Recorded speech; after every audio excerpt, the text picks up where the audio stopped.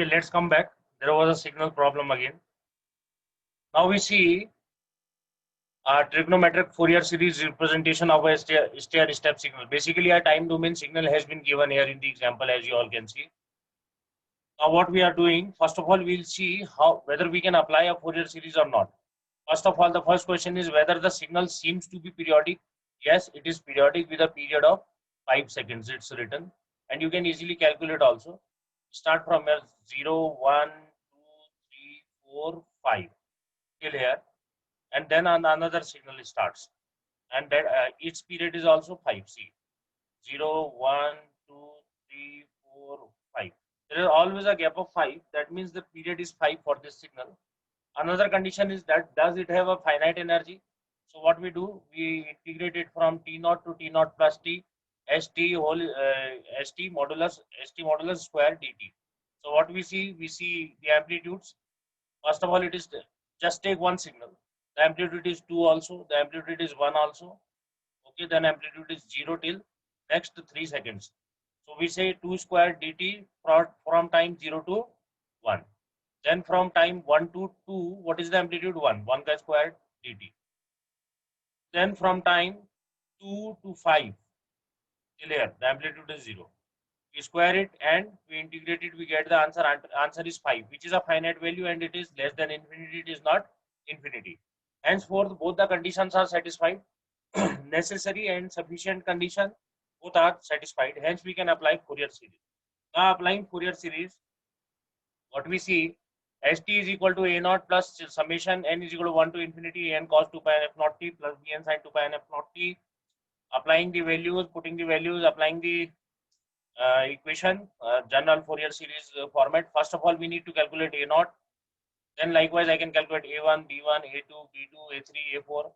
Similarly, so what we did, we first of all calculated a naught, which value is 3 by 5, which is a DC component average value. Then we calculate a general component an, so that from this I can calculate all the components a1, a2, a3. So I calculated, although he has shown how to calculate a1 single component, then an he has calculated.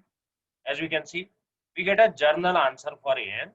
Now I can put the value n is equal to 1, n is equal to 2, and I can get a1, a2, a3, a4, so on and so forth. I can get from this value. Similarly, I calculate bn, and then I put the value in place of n to be 1, n is equal to 2, n is equal to 3. All the 3 values can be put, and we can calculate further 3 values or 4 values associated with it. Okay, so this is how I can represent now the signal in the Fourier series form. We have just replaced st with a constant pulse and a summation of sinusoids, where these different sinusoids denote different frequencies, and they have been represented in a Fourier series format.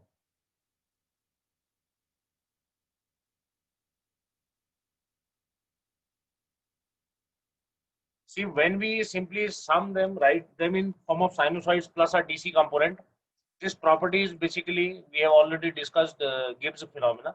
It's part of that. Convergence phenomena is observed. When I keep finding A1, A2, A3, B1, B2, B3, most of the components have been covered. See, when only A1 and A1, B1 is considered, this is the case. When A1, A2, B1, B2 is considered, then this is the case. Okay. See, summation of DC term plus first 5 harmonics, this we have. Okay, then first 10 harmonics, this is the case. So the number of harmonics as they increase, we get a perfect shape. We get a perfect shape for the staircase function. That means this staircase function consists of many components. This was for 25 harmonics, I get this type of shape. There is certain noise. That means something is missing also. If we sum with all the harmonics available, then we get this.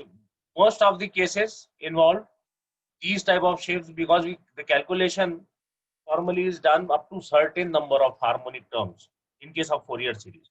So as long as you go, the more harmonics you calculate, A1, A2, B1, B2, A3, B3, A4, B4, A5, B5, up to 25 terms, 30 terms, 35 terms, more better shape you will be obtaining for that equivalent time domain entity. Okay, then Fourier series was represented this way.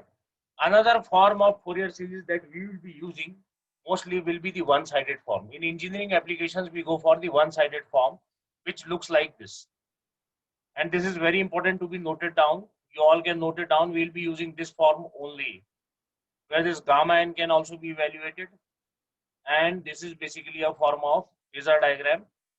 An is there, Bn is there, and a resultant value xn, we call it a resultant, which is square root of An square plus Bn square.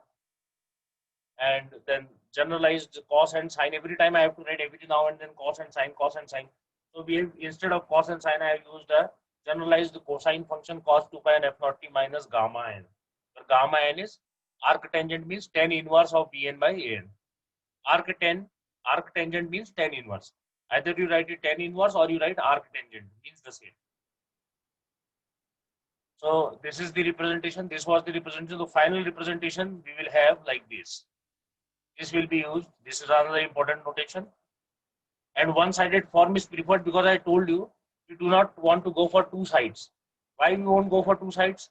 Because basically in engineering application, only the positive side is of concern and is under consideration, whereas negative side is not at all considered. It is of mathematical importance only. Xn denotes the resultant magnitude. So similarly, using that formula also we can calculate. Using this formula also, I can tabularly calculate these values. I have An, Bn, then I can calculate Xn, which is the magnitude under root of An square plus Bn square. See from this formula, X naught is equal to A naught, Xn is equal to under root N square plus Bn square, where this gamma n or phi n, I can say tan inverse of minus Bn upon An. This denotes your phase. So both I have magnitude also, I have phase also. So when I need to plot magnitude, I will only consider magnitude, and I can plot a magnitude plot like this at different phases. Similarly, phasor plot, phase plot, I can obtain this. But you can see the figure is only one-sided. I do not have any negative side here in frequency domain. So that is of importance in engineering. That's why we'll be using only one-sided form of this Fourier series. Now, complex exponential is a two-sided form. Fourier series can also be represented in this way, which is a two-sided form. But I suggest you not to go for this form because this is only of mathematical importance, as already conveyed. Okay. Now we know how it was proved. Everything is there. We want to see that section where we see why instead of Fourier series, Fourier transform comes into play. Everything is same, but the negative side is not considered. We won't go for C. If we use that exponential form, we will be getting a figure like this. But is it of importance? No. Our importance is only from this positive axis to this. Only positive side is of consideration in engineering applications.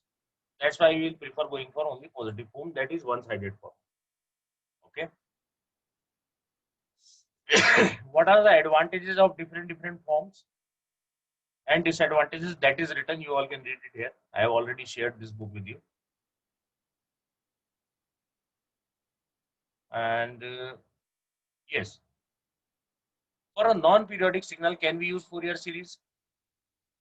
No, we cannot. So we go for Fourier transform. See, all these are periodic signals that they have shown. Now we'll see the case of non-periodic signal. You can see and practice these examples.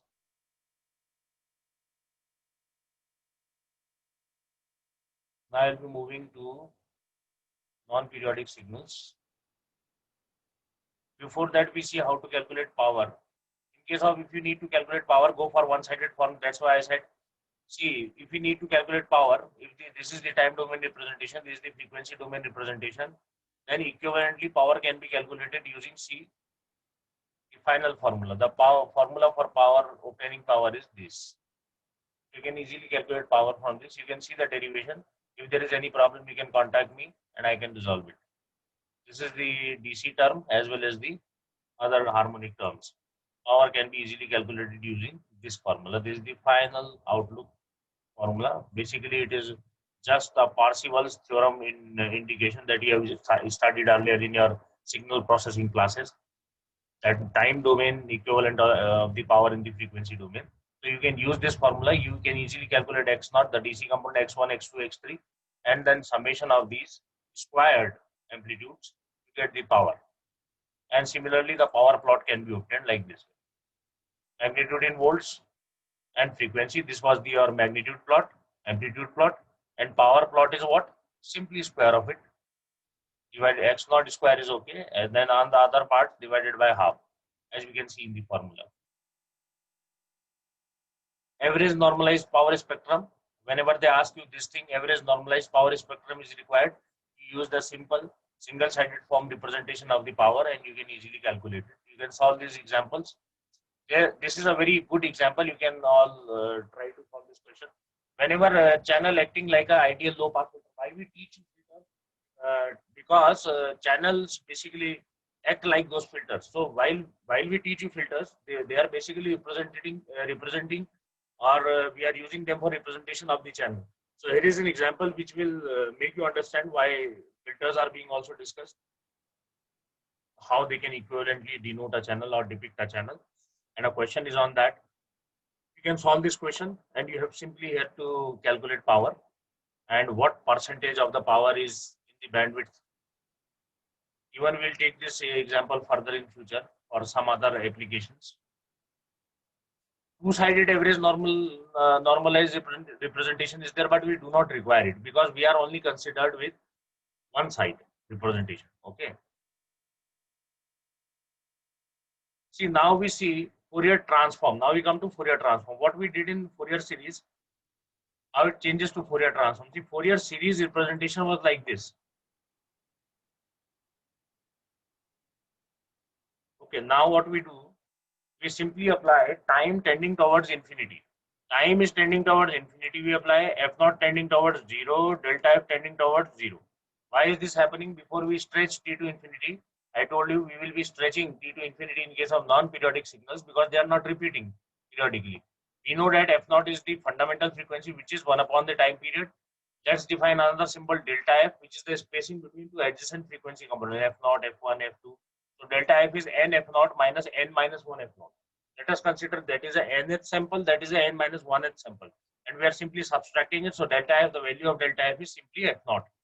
So if t is tending towards infinity, it's very automatic. If 1 upon infinity, see t is tending towards infinity, we see there t is tending towards infinity. If this t tends towards infinity, this f naught automatically tend towards 0, and similarly delta f. Now replacing all the values, applying limits, we get this sort of form where this component, this entire thing is called SF. Okay, this is the representation for the, and the summation is replaced by the integration sign. So this entire representation is basically called your Fourier transform. Similarly, inverse Fourier transform has also been proved. That means Fourier transform is simply an extension of the Fourier series. It is nothing special, only a slight change by applying limit to the Fourier series because we are considering a non-periodic signal which is not repeating. So single pulse, suppose a single boxcar function I discussed earlier, we simply spread the time period or the time domain period to infinity. When we do so, the fundamental frequency tend towards 0, and the spacing between them also tend towards 0. That means they are very closely spaced. We will be seeing while we solve some questions, we will be seeing the spaces are very less. See, suppose there is a boxcar function, time period is t minus t by 2 to, say suppose minus tau by 2 to tau by 2. In between there is a 0 point, that is very understandable. We simply go for Fourier transform of this, and what we obtained a sync sort of figure in magnitude domain, and in the phase domain, phase plot, we obtain this thing. So we see the spacing between them is very, very close. There is no spacing we see. And these points are called zero crossing points. So these are very important and are integral multiples of 1 by tau, which is the opposite of the time period. That means in the frequency domain. So these zero crossing detectors are also made in digital electronics applications for these kind of pulses.